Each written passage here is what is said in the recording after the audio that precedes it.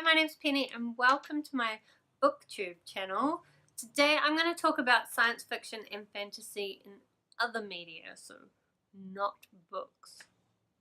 So this is a top 5 Wednesday prompt and also I think an SFF Babbles topic. Top 5 Wednesday is a Goodreads group which I will leave the link to down below, and maybe I'll try and find an SFF Babbles link. I haven't been really a part of that, but I've been watching some people's videos and they have been really interesting, so it's probably worth looking up. So science fiction and fantasy is totally my favorite, as you can probably tell from my books behind me or if you've watched any of my videos before. So I wrote down a list. I basically went through IMDb and looked at all the things I've ever watched, because I try to record them all, and especially the things that I had really enjoyed. I wrote them down and the list was massive, and I was like trying to cut it down to 5 things, and it's impossible. So what I decided to do was really focus on things that are from the previous millennium, so not this millennium, basically things pre-2000, because I know that a lot of people on booktube are younger, so you probably missed some of the things from the 90s. So I'm here to bring the 90s and the 80s, I think, bring them to you and help you find some of the good science fiction and fantasy things from that time. Or at least 5 of them.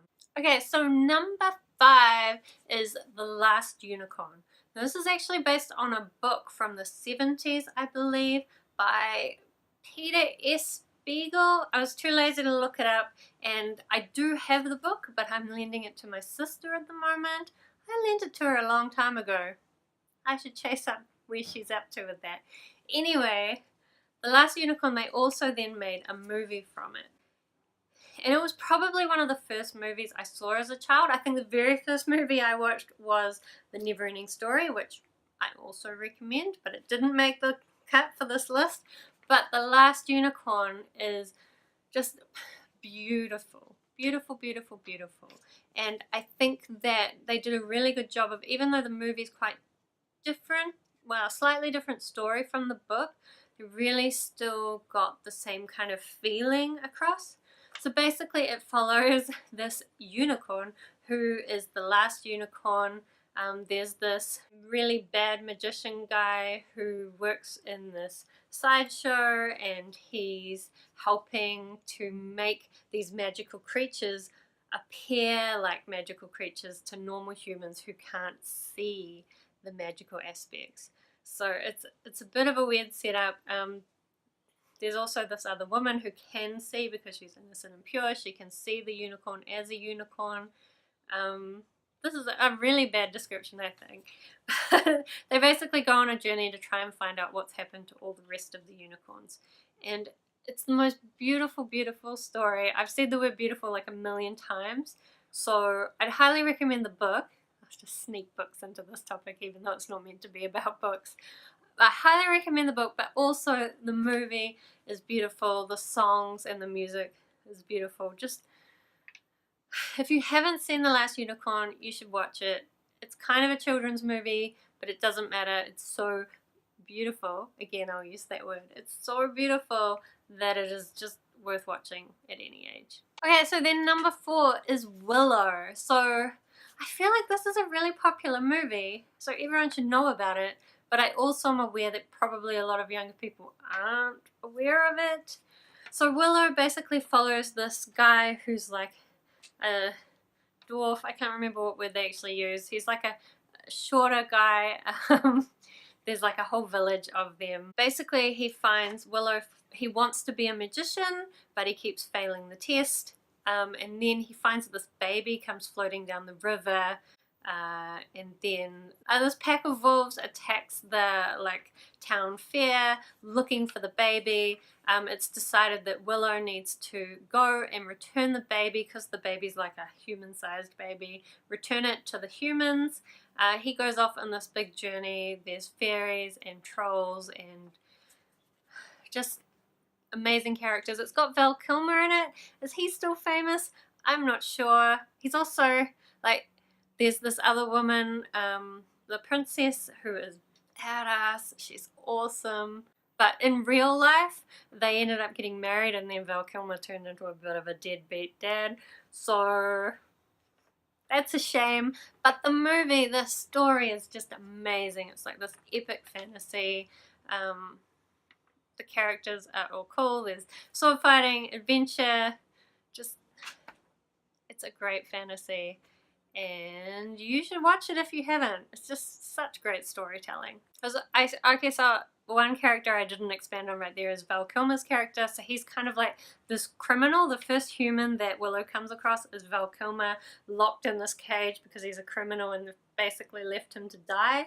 And he's like, no, let me out. I'll look after the baby. And Willow's like, I don't know if that's a good idea. But then it ends up with Val Kilmer. I don't remember his character's name. Maddigan? Maybe.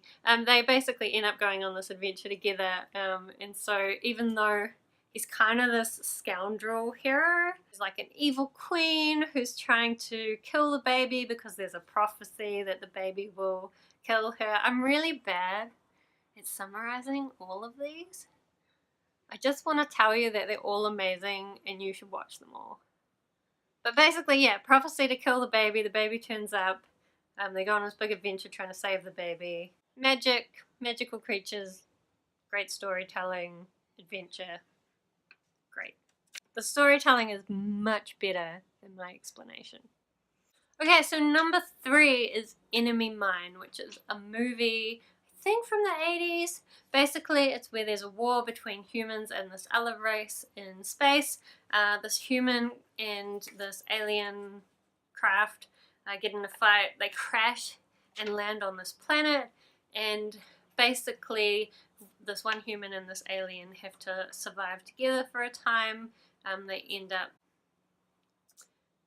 forming some kind of relationship because they've spent so much time together. I can't decide how far to go in this explanation without giving spoilers, but I think I'll stop there. But it's just the way that the story is told.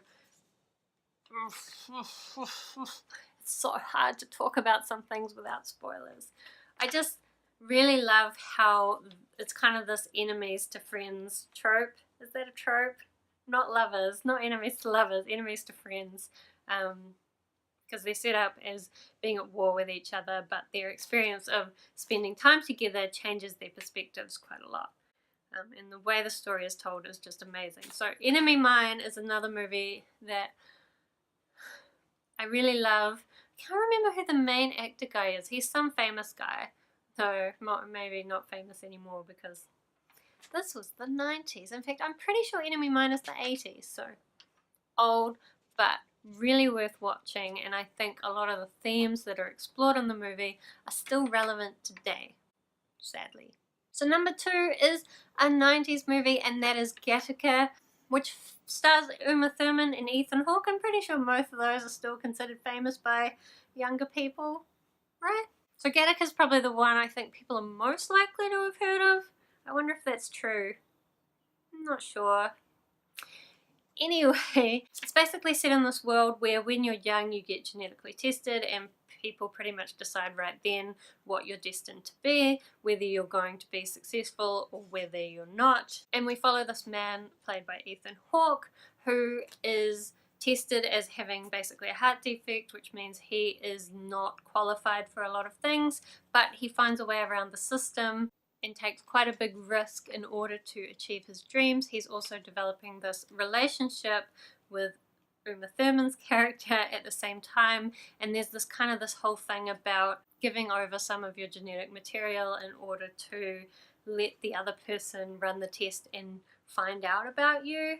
I guess it's just a really great science fiction that explores these concepts of destiny and whether we can exceed our perceived limitations. It's a great story. I love it. And like all of these things, if you haven't watched it, I think you should. So my number 1 on the list, when I'm trying to think what it's about, I'm thinking I need to rewatch it myself. But that is Maddigan's Quest. So this is a TV series. I think it was made in New Zealand because it's all like New Zealand actors, and it's also based on a book by Margaret Mayhew, which people know who Margaret Mayhew is outside of New Zealand. She's a New Zealand author. I think she's pretty well known worldwide. She writes a lot of children books. I think actually she passed away a couple of years ago, but there's a lot of stuff based on her books because she writes really great children's stories, and Maddigan's Quest is based on one of them. I'm struggling to remember what actually happens, but I feel like if I could remember it, it is kind of spoilers anyway. Basically, you follow this kind of circus troupe that's traveling through this like fantastical world, but there's like magic and all sorts of craziness going on. I really need to rewatch it, but I loved it so much. And I also love the way that they did slip in, so there are some like Maori characters mixed in, and I just love the way like they so casually throw in like Maori words along with English. It's just so nicely done that it becomes this like multicultural fantasy. It's kind of like set, I think, in like a dystopian future to some degree. But if you watch it, you will see a lot of actors that are very popular today, New Zealand actors at least. Some of them are in some more popular international things, so I think they would be recognised even beyond New Zealand. So if you like circusy fantasy stories, then you should watch Maddigan's Quest. It's great. I feel like that's the summary of everything. All of these things are great. So let me know down below whether you had heard of any of those things before I talked about them today, and whether you think you might check some of them out. There is just so much good science fiction and fantasy around in books and TVs and movies and games. I didn't really talk about games because that's a whole nother mountain of fantasy and science fiction. But also, if there is anything else that you think I would really like, it's possible I've already heard about it, but I would still really love your recommendations. Thank you so much for watching, and I'll see you next time.